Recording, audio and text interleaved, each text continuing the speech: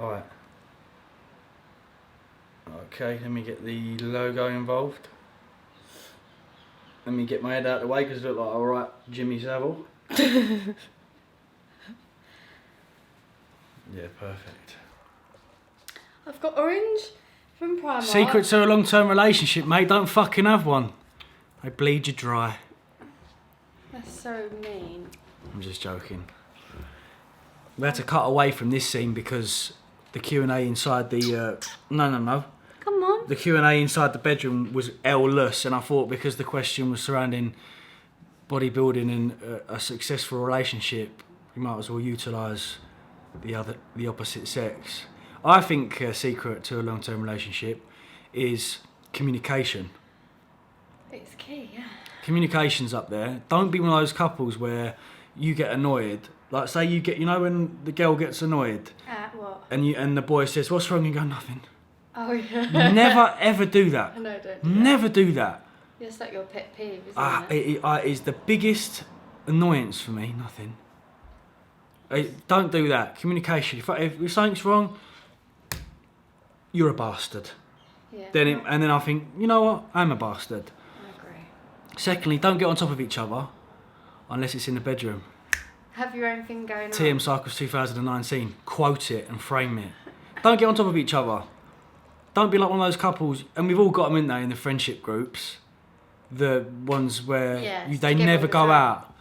But I feel like we've stayed together for so long because we only come together. So the first year that me and Elle were just Banging. we was in the Dubai society, and then I asked her out after a year basically. So it was like friends, wasn't it? Yeah. Chandler and Monica. Friends with benefits. So they were friends, and then they got together. So just don't get on top of each other. Don't get in each other's way. And be respectful. And be respectful, this. Men will find other women attractive. Women will also find other men attractive. Where are we going with it? That's fine. There's no harm in looking. But there is a very fine... It's a very fine line. Line, Thomas. When you're out, like, as a male and as a female when you're out, you can talk to other girls and boys, doesn't matter. Don't be like one of those girls out when you're right, how are you? I've got a boyfriend. Don't be like that either. But at the same time, confirm that you are also in a relationship whilst within... Like, dancing's a tricky one. There's no dancing's always tricky in the club in a relationship, isn't it? Absolutely, I don't get into any tricks. I just like don't. Don't dirty gal pun wine pun it. No daggering, yeah. Little two step. What do you do? What with a girl? No, not like that, I ain't Elle. having that. I'm not like that. This is when it. But like, you know, when no, it don't. When you're just out, you're talking. That's acceptable. You can talk and that, but just don't push it. Don't make them believe you're single, then go, oh, I've got a girlfriend. Like you do. We know you do that. Yes, you do. That is your trick on a night out. What? You reel them in, you make them believe that you're this fun-loving single guy, and then they're like, so, and you're like, oh, I've got a girlfriend. No. Oh, I know you, lad. I have got into a habit now of showing you two girls on nights out though. Good. I don't know why I do that, to be honest. I think because it makes you feel better. Anything else in terms of a successful long-term relationship? Communication, don't go on. Honesty, just be honest. Just be honest with yourself, and you should be good to go, really, mate. Gonna go back to TM Cycles on his own in the bedroom now. Okay, thank you. And keep the relationship alive. Yes. Yeah. Keep it clicking. Keep it fresh. Outfits. I think me and Elle single-handedly keep Ann Summers alive. We do.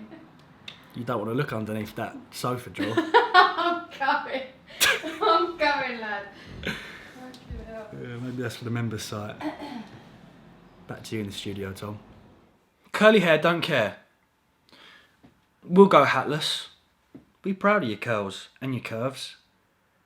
Welcome. It's 2019 and I realise we're yet to do some form of question and answers. So let's jump straight in the deep end and get on with it.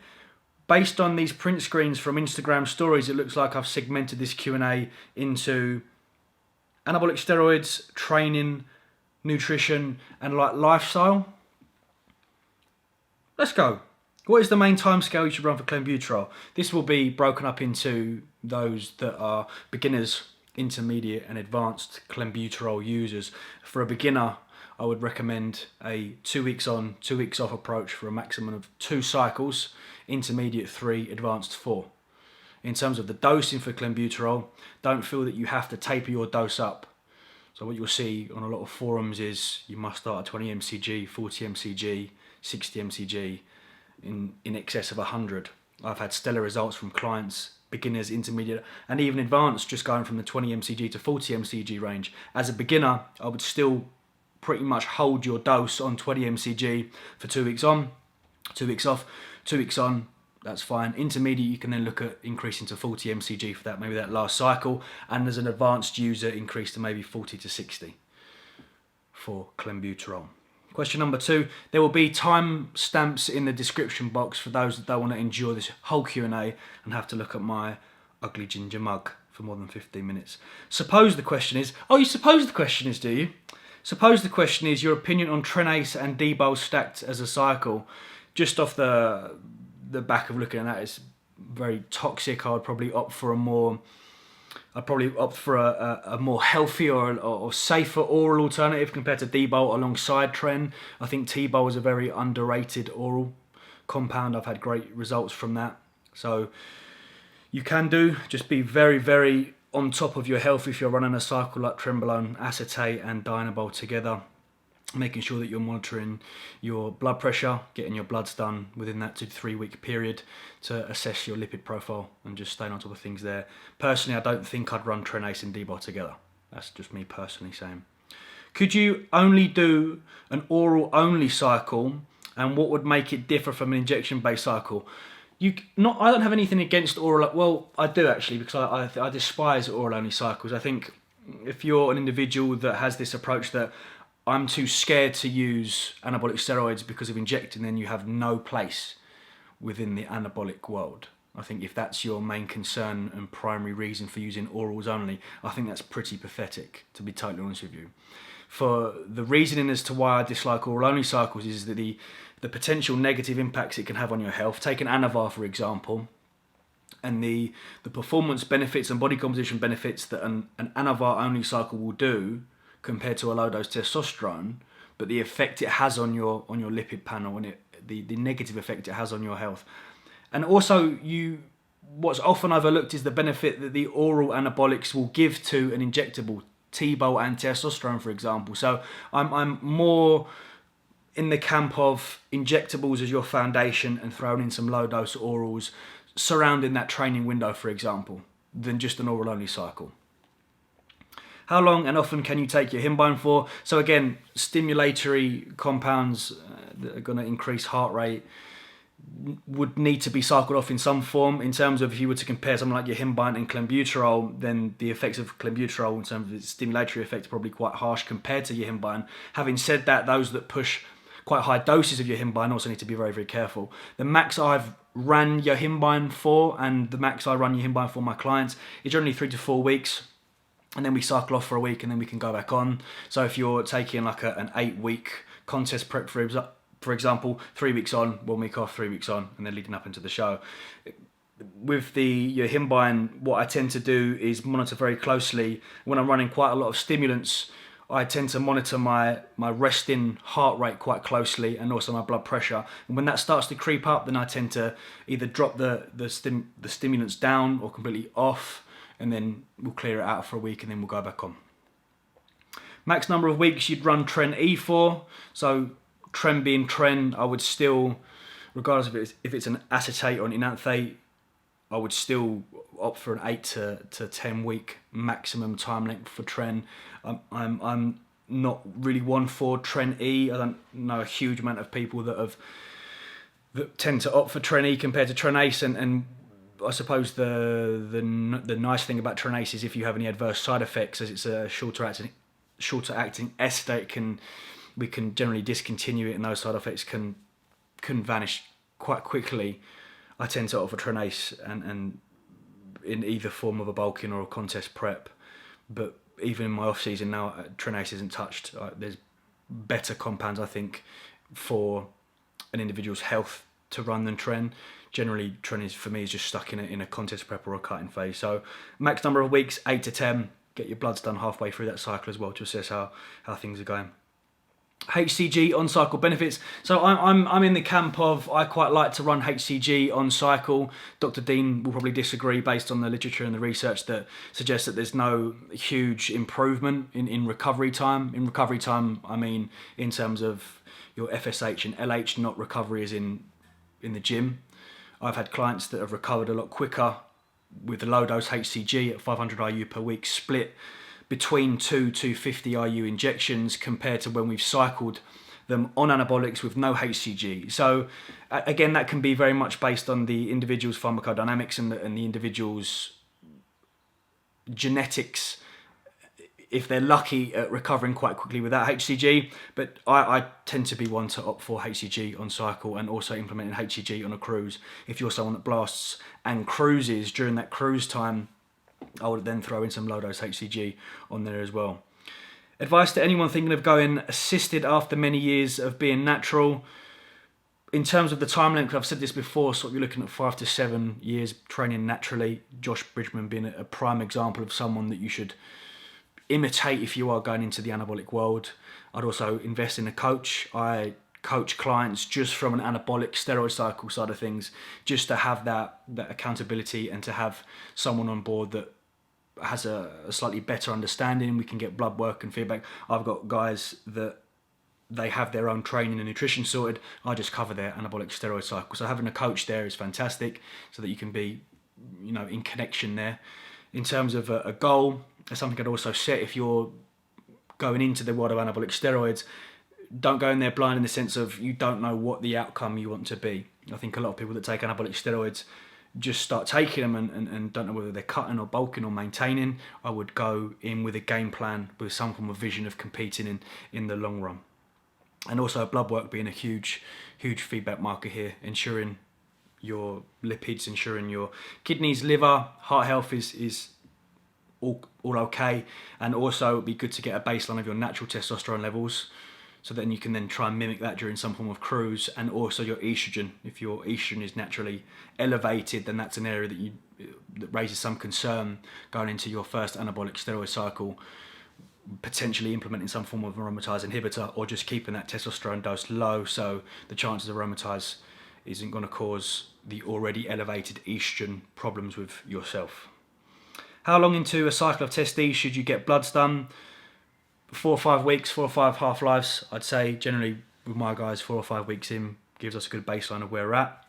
Have you noticed a significant difference prepping this year without Clen or Helios? Just based on body composition alone, obviously if you were to put someone through a contest prep with Clen and Helios compared to someone without and their training and nutrition was in place, obviously it would emit a far better body composition response if you're running these compounds. However, for me, what I noticed quite differently compared to running them last year and not this year is that the stimulatory response that I received from them really increased my stress levels and in turn cortisol levels, and potentially could have been hold on to a little bit more water in that instance. Whereas this year it was very basic in terms of the anabolics used. It was just Tren, Test and Proviron, and the stimulant was just a black coffee pre-cardio. There wasn't even any oral yohimbine. And throughout the day, I felt better on myself. Sleep was a lot better. Generally, when Helios and clenbuterol and yohimbine are implemented in some form of contest prep, sleep can be quite negatively affected, which is bad if you're running Tren anyway. And recovery starts to slow, and then you get these horrible varying weigh-ins every morning that can knock you off. So it has its pros and its cons. I think next contest prep it will be used. Also, your thoughts on EQ. Not a compound that I like. I dislike EQ. I dislike the long half-life, what it does to your bloods. If you are running EQ, then heavily recommend donating whilst on cycle. Probably more geared, pardon the pun, to endurance athletes. So someone that's wanting to get the most out of bike ride or a marathon runner, for example. But in terms of it within the bodybuilding community, I personally, I'm not a huge fan of it. What is the best way to work out a dosage of testosterone for a cruise? So this is on the member site. This is a full in-depth video of how to work this out. Briefly put, it is just having an understanding of what your natural testosterone levels are and trying as best as possible to mimic those through a testosterone dose. It's fully explained on the member site as well. I think that was the anabolic steroid side of things completed, the questions. We're now, by the looks of things, onto nutrition or training, but we'll just go with it. Best way to exit a cut, reverse out of, into a bulk. Again, I seem like I'm really plugging the member site here, but this is covered on the member site due to both aspects of an individual who's reverse dieting or recovery dieting from a contest prep, and also an individual that's just been in some form of deficit for the summer. Drastically huge differences physiologically, psychologically, hormonally between someone who's gone through a contest prep and someone who has just gone through a dieting phase for holiday. And there is two approaches in which you should carry out if you're in either camp. So you can click on the link in the bio, the member sites there. There's a full video on that. Ever plan on switching to a higher volume training style? Probably not. Volume will obviously be increased throughout this off season and will be increased in any area of what I'm currently doing. But in terms of labeling it a high volume approach like GVT, for example, I'm not a fan. I'm very much solidly a fan of low volume, higher intensity training. I think from a recovery aspect it's perfect. From a progression aspect it's perfect.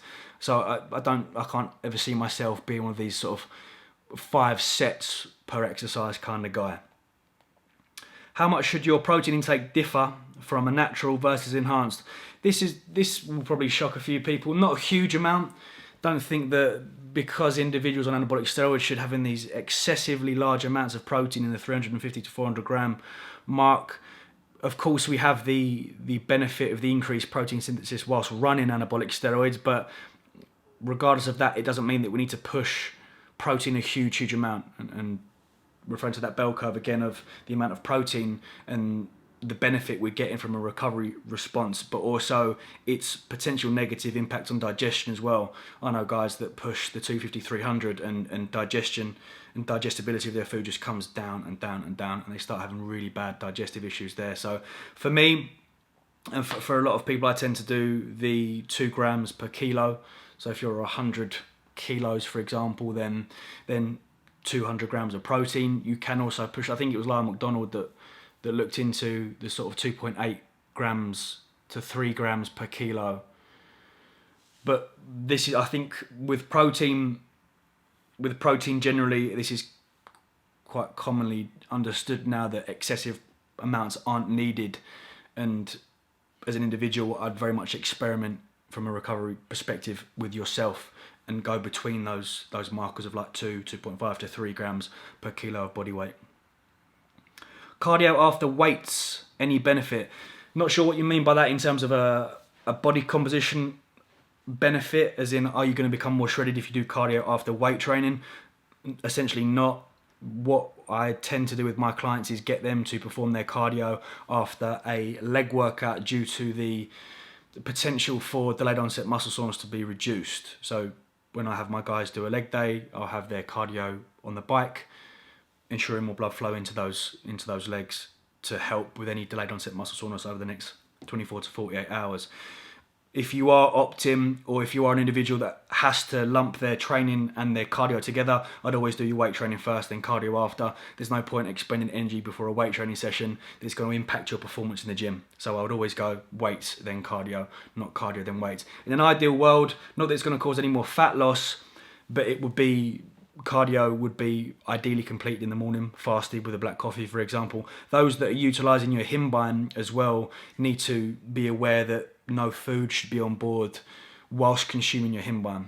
So if you've had a pre-workout meal half an hour, then you take your yohimbine, the effects are going to be negated due to the food within the system and the insulin. So just be very careful. If you are using your yohimbine, make sure it's at the earliest start of the day, and also that way that stimulatory effect isn't going to affect your sleep as well. Is it better to focus on one body part per training session or train 2 body parts? I'd even opt for more, to be totally honest with you. I think people say the bro split, you can get away with the bro split if you're on juice, or the Mr. Olympians can get away with it because they're genetically, of course, but then why would you want to ignore the benefit of, and the recovery aspect of anabolic steroids and just train one body part, you know, higher frequency, 2-3 times per week for that body part in terms of in one training session, based on what you are training. If it's an upper or lower split, or even a push pull legs, you're looking at 2 minimum for a pull session. If we count back and biceps, I tend to program in rear delts as well, so that's minimum sort of 3 per training session. I'd opt for that, just because then the more that you're training in that session, the more frequently you can train that within the week. What's better, carb backloading or low carb in it during the day? Again, with carbohydrate backloading, I find it's successful within short bursts. I think if you really extend carb backloading for too long, it can cause quite a lot of pressure on the individual in terms of food focus, and also stress and cortisol, because you're going for these long periods within the day with minimal food. And what I've noticed with some of my clients is if we're pushing that 4, 5, 6 week period, it's almost like a battle within themselves. And it's if I hold back on carbs at meal 1, I'm going to go really low carb on meal 2 and even lower carb on meal 3, and that way I can have 200 grams of carbs at dinner and then become incredibly food focused, because what they're thinking about is, right, I might even cut some more carbs off meal number 1 tomorrow, and so I can have a big halo top ice cream for dinner. If it works for you, then it works for you, but short, sharp bursts of carb backloading I think are effective. This contest prep, my distribution of carbohydrates were throughout the day, and I felt generally in my mood I was a lot better. You'll hear Elle say that throughout this contest prep I was a lot happier compared to when I was backloading my carbohydrates, and she'd get in at 5 or 6 and I hadn't eaten any carbs, or I'd get really aggy. Whereas this time I'd have some carbs at breakfast, a small amount here, and then majority pre-workout and a little bit before bed. What was your carb intake at the start of your cut? Good question. I think it was about 400 grams of carbs, and I just tapered down. I wasn't coached this contest prep. I did the first show on my own, and then we had Callum on board for 2 weeks before the PCA. But I just slowly dipped my carbs down from 400. I think the lowest I went was about 50 grams of carbs. Best way to grow your shoulders? Answer this on my Instagram as well. If you're not following my Instagram, by the way, and you watch this on YouTube, just type in TM Cycles. I'm very active on there in terms of posting stories. But I'm a big believer in lateral work for development of shoulders. I've certainly seen, and anecdotally in my clients as well, limiting the amount of pressing movements and just focusing on the vast array of lateral movements that can be implemented in a training program. Whether that's machine curls, whether that's standing machine lateral raises, not curls, laying lateral raises with the cables and the cuffs, seated dumbbells, single arm. I think you're going to get so much more development out of your shoulders training in that way than just these heavy pressing movements that can, for a lot of people, cause a lot of shoulder discomfort. So generally I only tend to press once a week with a maximum of about 3 sets for that pressing movement, and the rest will come from lateral work. And this looks like we're on to the lifestyle questions. Ooh, best place for a holiday with the missus. Depends what your missus into. Because I can do beige all-inclusive with Elle, but I can also do colourful rave with Elle. Like, we'll go Ibiza and we'll go Mykonos. But in terms of like nice holiday places, Greece is good. Greece is nice. Tenerife's not too bad. It's not too bad. You've got a mix of everything really. You've got the whole sort of safari centre is quite nice. Then you've also got the strip, if you want to get on it. So it's a nice little balance. Where else is nice? Pretty much anywhere's nice if you're with the missus, as long as you love her. Then anywhere you go should be nice. But Greece is a good shout. Turkey is okay. It's alright, but I'm a fan of Greece. I'm also trying to think of any more whilst I look at the next question, where me and Elle have been. We go to New York quite a lot because we've got family there though. New York's great. It can be a bit stressful though. Like 30k steps a day. Greece. Your favourite designer brand of clothes? Designer brand, I'm a big Billionaire Boys Club fan just because of the fit. And when I go to the discotheque, you don't want anything like that at the discotheque. You don't want anything really tight under the arms. You want it quite loose. And I'm a big fan of necks as well. The worst case scenario to be in with any garment is to have a really nice fit, but a really horrible baggy neck. I like tight crew necks. Billionaire Boys Club is also good. What's in the drawer? Alexander McQueen's quite nice. We've got D Squared is quite nice. If I want to be like a proper prick, then I'll buy some Louis or some Gucci. But I'd say I'm a firm Billy Boys Club kind of guy. Preview is also fantastic. Mykonos seems to be a full preview bloody wardrobe. Their twin sets and their two pieces are spot on. Jake Hall's also got the Formentera drop in a couple of weeks' time, which is really nice. So if you're going on, whoever asked that question, where the best places to go with your missus, check out Preview's Formentera drop, because it's unbelievable. And the Marrakesh is quite nice. But there we go. What would you do with your life if you weren't in the fitness industry? I would more than likely be a fireman. I tried to get into the London Fire Brigade 4 times and failed at the last one all the time. It's really annoying. But then, hey ho, my life now is, I very much enjoy it, so every cloud. Your thoughts on how to make a substantial income as a personal trainer? It's a tricky one, and I'm doing a video on not only videography and the best camera setup and how to vlog, but also building a brand this week or next week. But in terms of a substantial income as a personal trainer, it's very much targeting a niche, because the industry and the market is so saturated. Everyone is a personal trainer now. And I did one-to-one PT for about a year and then just moved all online, because then I can broaden my client base. I can have clients in Australia and Dubai, and we can have that one-to-one connection, interaction as well, so I don't have to see them. So in terms of a one-to-one personal trainer, it might be worthwhile tapping into an area that just isn't there really. Don't become a celebrity personal trainer either. They're just complete wankers. They're just clueless. But it's tough. Personal training is tough.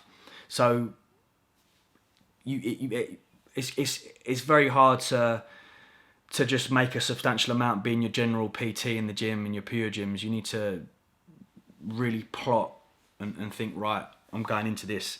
This is what I want to achieve. This is what I'm going to do in order to get to that level. So very much tap into that niche side of things, so you become known for, Tom's that guy that does off-season programming. He's great. That's the only advice I really get. We'll talk more about it on building a brand. I'll cover it more when we're building a brand. Best advice to get to the point what you can do, what you want to do for a living. So we've all had to eat shit. I've had to eat shit. I was a carpenter on site. I was a delivery driver. I worked in McDonald's. I worked in retail for 3 years. And it's all character building in it. But you have to endure that shit in order to then grow into what you want to become. In the sense that when I was at GNC for 3 years, I used to sit at the back. Right? I used to make a little paper alarm, yeah? I used to get like a piece of paper and put it on the door at the front. So when the door opened, the paper would go off and I would run out and go, I was just cleaning up at the back. When I wasn't. At the back I had my laptop set up. I had my YouTube and I had my Instagram scheduled for what I'd be putting out for that week. I then have everything sort of pretty roughly guesstimated, in the sense that by 2000 and whatever I want to be doing this, or in order to earn £1,500, I need 15 clients paying £100 a month. So it's building that side hustle until financially it overtakes your main hustle and you can go, right, fuck off GNC, which I did, and it was the best feeling ever. So build that side hustle. How do you make money besides videos, and where did you learn everything besides PT? So in terms of a financial income, I'm a sponsored athlete, so that's one of them. I have a members site, which is another one. I do online coaching and nutrition and training plans, so that's another one. And I'm also a videographer, a freelance videographer doing work for companies like PTC, Shredded by Science, De Novo as well, any other freelance work that he's doing, and also running their social media sites for social media content. So that'll be my financial streams and sources of income, and Depop as well. even though it's not like a massive money maker. Just sell clothes on there sometimes. In terms of PT, learning everything was back in Lewisham, so I have a level 2 and level 3 in personal training, gym management, nutrition and anatomy. But please, if you're listening to this and you've just qualified as a new personal trainer, don't just think that is not anything to be... you can be proud of it, but in terms of the knowledge just from those qualifications, it's minimal.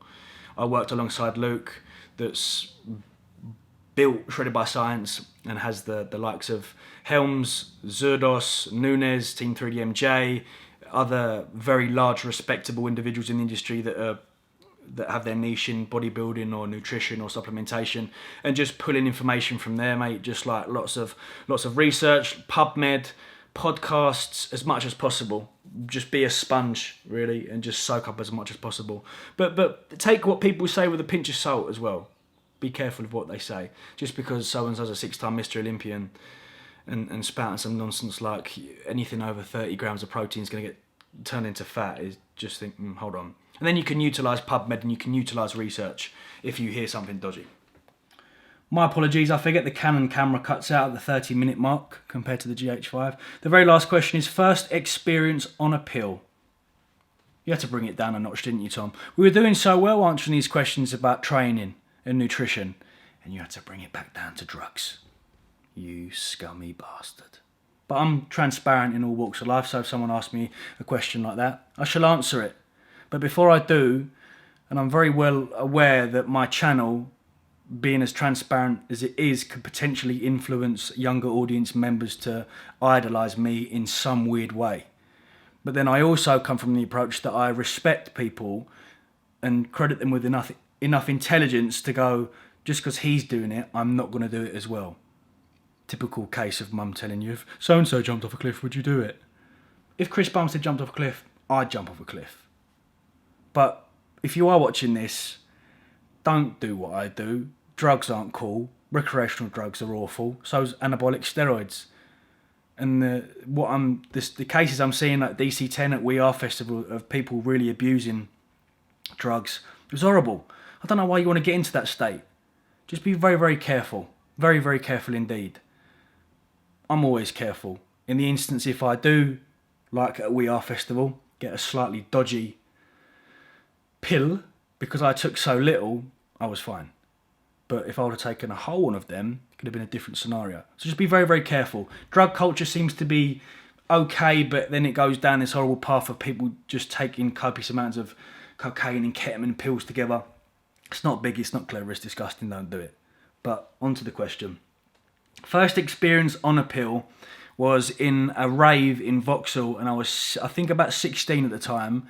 And the reason why I took it was that I'm still quite an introvert now. If I go into a new area, I'm very to myself. And I think the thought of going into a very large club with loud music without the ability to drink any alcohol to make me slightly less anxious was quite scary. And I was working on the site at the time, and I heard people say, oh, went out and did this, and I was like, oh, there's a little bang on that. So I got one, and then I remember having a really tiny little nibble because I was scared, and wait about 20-30 minutes and it sort of kicked in, and the first initial feeling was, Christ, everything was so HD and so clear, and I was happy and it was good and that. But I think because of the environment that I was in, which was in a room full of 16-year-olds, the chances of them other 16-year-olds taking ecstasy was very slim to none. So I don't think I could really enjoy it. And I took it a couple of other times as I was 17 and I was 18 in sort of warehouse raves in Shoreditch, like pop-up ones. And then I just stopped it. I just completely stopped it because it wasn't really enjoyable within the UK, in London in particular, at that age. And then it must have been 25 last year when I went to Ibiza for the first time, and the culture in Ibiza of the love drug is very much apparent, and being in a scenario where you're in a lovely club in Ibiza, and I don't want to sound like I'm trying to sell you the dream here, like everyone should take it, but it's a different scenario to being some shitty warehouse rave in London.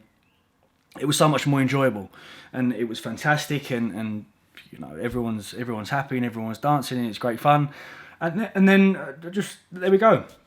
that was my first experience on the pill, and I take it occasionally here or there. I don't think anyone should be judged for taking it. And in the same way, I think the drug culture and the environment that we're in at the moment, where some drugs are almost glorified in the sense that you might hear someone say, I sung eight pints the other day, and you go, legend, 8 pints. And then someone says, I took half a pill. They go, ooh. It's the same way as anabolic steroids. You know, you hear it from the same people in the club that's just completely out of his box on booze. And you say, I take, you know, anabolics and train. They go, ooh, you're going to die, mate. You're going to die. You think you're smashing it week in, week out with alcohol. And the negative impacts of alcohol that can cause, you know, not only physically, but the physiological, the psychological impact it can have on domestic abuse and domestic violence. And you've got this love drug almost there's people who say is a really bad thing, but I'm just be very, very careful. I don't want to give anyone the impression that this is cool and this is fun. I really don't. I'm just open about what I do because it makes my life feel so much better. As my following grows, if I were to keep what I did under quiet, and someone see me out, and then go, oh, do you know what I mean? And then it's like, oh, I've got to hide that. I don't want to hide anything in my life because it makes my life as stress-free as possible. But just be very, very careful. Very careful. Indeed. And someone asked me a question the other day, I think it was on this as well, but I forgot to print screen it, about testing services at festivals for MDMA and any other drugs. And I said, yeah, I'm for it. And I test my gear as well before we get it to ensure that it's of good quality. And one argument could be that you're almost promoting recreational drug usage by allowing people to test it and get the all clear and take it. But at the same time, you don't want to be in a situation where we deprive those from education or testing it, and they get themselves into a real pickle and potentially in hospital and potentially die, which is not what we want at all. So that's just my stance on drugs. It's not clever. It's not cool. Legalise weed. I'm gonna go now. See you later. Thanks for watching. Thank you. Much love.